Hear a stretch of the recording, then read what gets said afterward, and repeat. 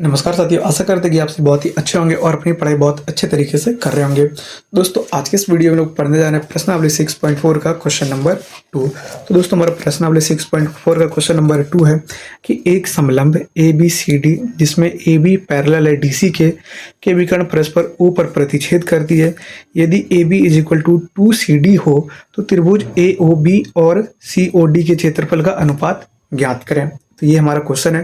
तो चलिए, इस क्वेश्चन में जो जो हमारा जानकारी दिया है उसके हिसाब से पहले हम लोग एक यहाँ पे इमेज बनाएंगे। ठीक है, तो क्वेश्चन नंबर 2 में देखिए, एक हमारा समलंब है। तो समलंब हमारा कुछ इस प्रकार से बनता है, समलंब चतुर्भुज। ठीक है, ये हमारा ए हो गया, ए बी सी और डी।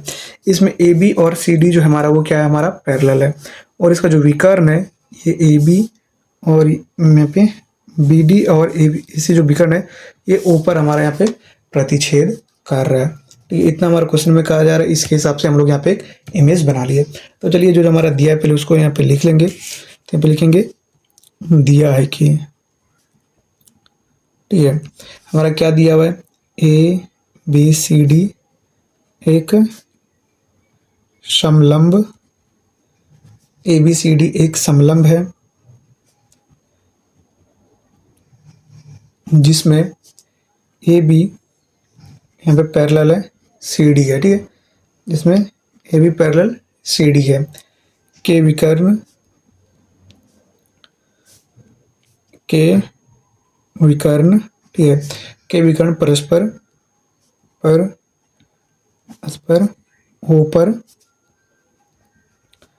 ऊपर प्रतिच्छेद, ठीक है, ऊपर प्रतिच्छेद करती है।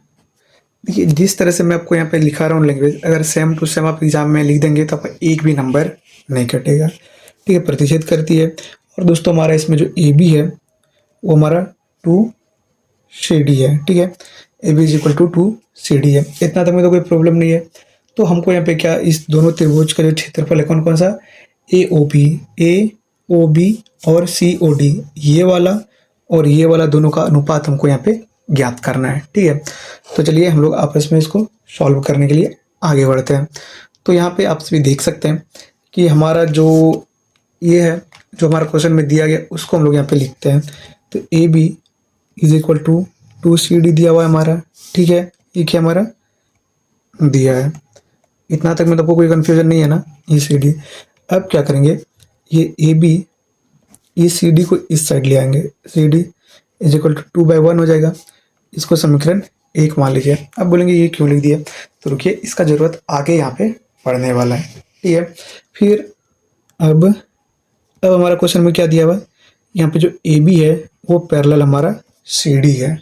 ठीक है, तो जब हमारा ये क्या दिया है,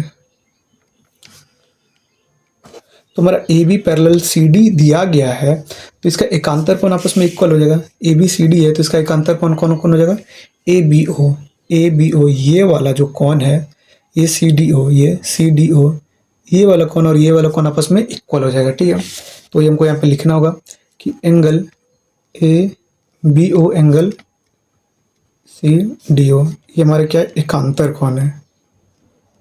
ठीक है, एकांतर कोण, इसको हम लोग समीकरण 2 मान लेते हैं। यहाँ तक में कोई प्रॉब्लम नहीं है।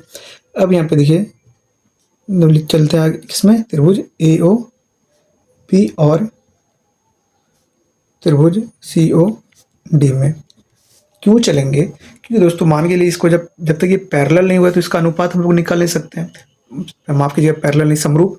जब तक ये त्रिभुज ए ओ बी और सी ओ डी हमारा यहाँ पे समरूप नहीं हुआ तो इसको यहाँ पे इसका क्षेत्रफल का अनुपात नहीं निकाल सकते हैं। तो इसीलिए सबसे पहले हम लोग क्या करेंगे, इसको यहाँ पे समरूप करने का कोशिश करेंगे। तो यहाँ पे देख सकते हैं कि angle A O B is equal to angle C O D हो जाएगा। कैसे, देखिए, ए ओ बी और यहाँ पे सी ओ डी दोनों क्या है हमारा, ये दोनों कोण हमारा शीर्षा भिमुख कोण है। ठीक है, तो ये इक्वल हो जाएगा। तो हम लोग यहाँ पे लिख देंगे, ये क्या हमारा शीर्षा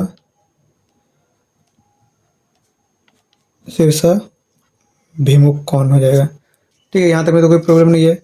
और फिर यहाँ पे एंगल ए बी ओ जो है ये हो जाएगा एंगल सी डी ओ, किससे, समीकरण 2 से, समीकरण 2 से, ये हो गया।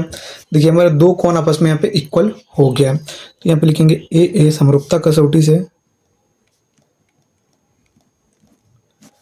ए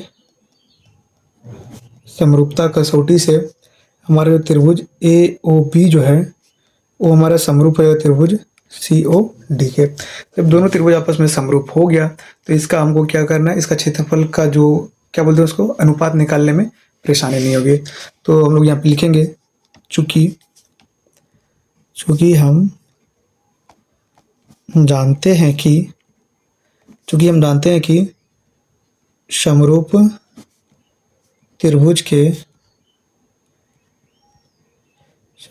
के क्षेत्रफल का अनुपात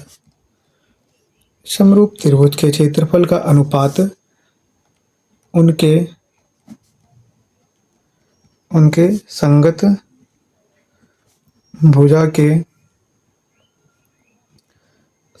के अनुपात के वर्ग के बराबर होता है। ठीक है, वर्ग के बराबर होता है। इतना आपको यहाँ पे लिखना होगा।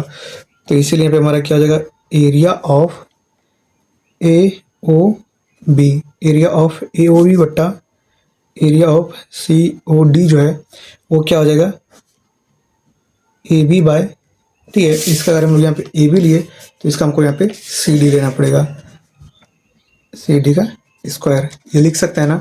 तो आपसे यहाँ पे देख सकते हैं कि area of A O B बट्टा area of C O D, ये A B by C D, ये A B by C D जो पहले हम लोग समीकरण एक निकाले थे उसका यूज़ पड़ा है ना, ये क्या है 2/1, यहाँ पे 2/1 हो जाएगा, तो क्या हो गया 4/1 हो गया। तो इसको इस तरह से लिख सकते हैं ना कि अतः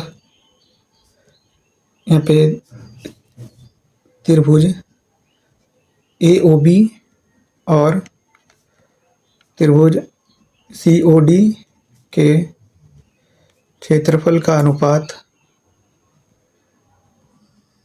4:1 है। तो इस तरीके से आपको यहाँ पे क्वेश्चन नंबर 2 को यहाँ पे सॉल्व करना होगा।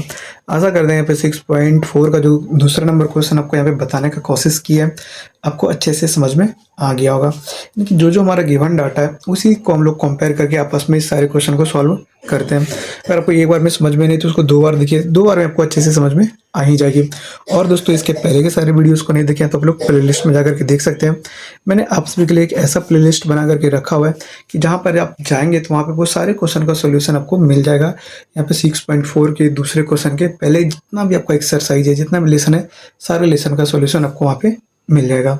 तो आज के इस वीडियो में इतना ही, मिलेंगे अगले दिन जब हम लोग इसके यहाँ पे क्वेश्चन नंबर 3 स्टार्ट करेंगे। तब तक के लिए मैं आप सभी से विदा लेता हूँ। जय हिंद।